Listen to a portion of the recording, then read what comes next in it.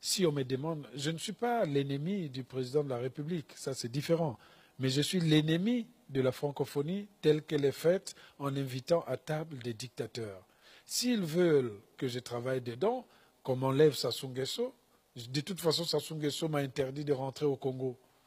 Vous pensez qu'il va être content que Mabankou soit là à changer la francophonie? Ah non!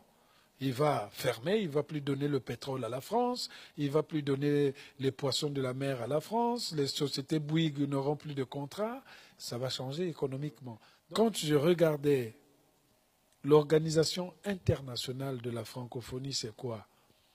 C'est l'ensemble des pays francophones qui ont en commun la pratique de la langue française. La langue française est officielle dans ces pays francophones. Jusque-là, tout ça va.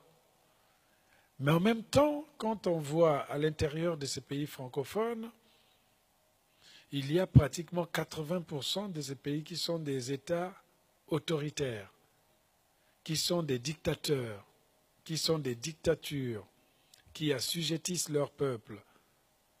Et ils vont s'asseoir à la même table que la France, qui a fait la révolution de 1789, qui est garante d'une constitution qui est respectée. Je n'ai jamais vu en France les gens se battre après la constitution de Gaulle et autres. Les gens se battent pour se tuer pour le pouvoir.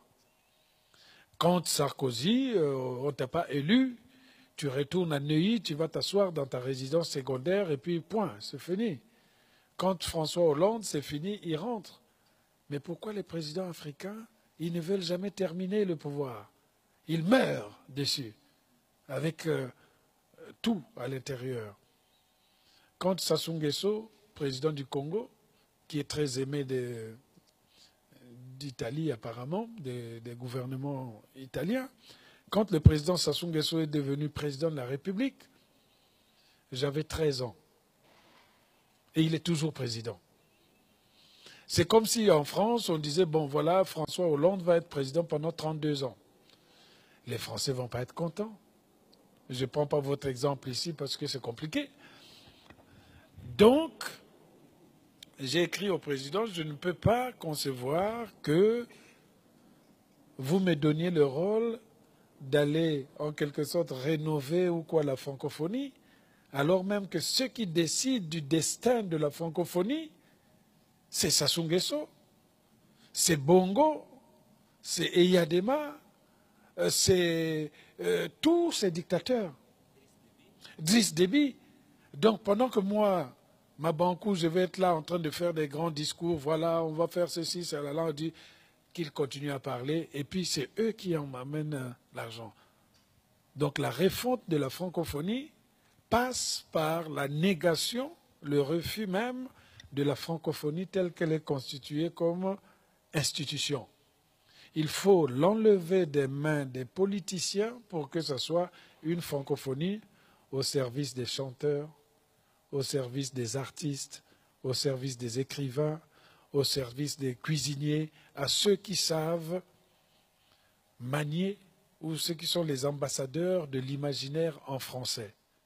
Jusqu'à présent, effectivement, si on me demande, je ne suis pas l'ennemi du président de la République, ça c'est différent, mais je suis l'ennemi de la francophonie telle qu'elle est faite en invitant à table des dictateurs. S'ils veulent que je travaille dedans, qu'on m'enlève Sassou Nguesso, de toute façon Sassou Nguesso m'a interdit de rentrer au Congo. Vous pensez qu'il va être content que Mabankou soit là à changer la francophonie? Ah non!